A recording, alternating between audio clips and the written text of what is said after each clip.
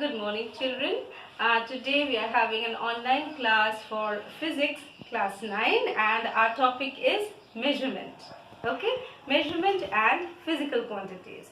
Now whenever I'm talking about measurement and physical quantities, you're already aware that we are kind of using this in everyday life.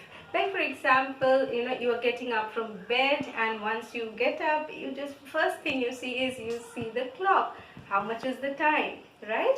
So yeah, it is whether it is late or whether it is early. Like say suppose now it's a holiday, so it's 8 o'clock. You get up and then you are going to the shop to buy milk. Huh?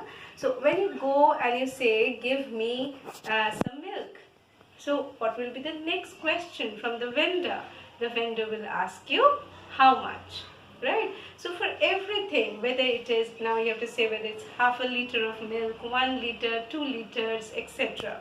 So for everything has to be measured. For every physical quantity has to be measured. So what is physical quantity? Anything that is measured. Let us say if you are thinking from your home to school, how much is the distance? Right? Is the distance, is it nearer or is it further? So how will you gauge it? Is it 1 kilometer or is it 2 kilometers? Right?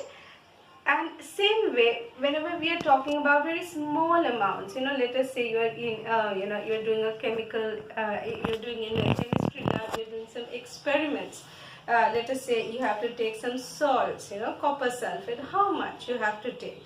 Is it, let us say, half a milligram or even less than that? So for everything, to get the result accurate, you need to measure quantities.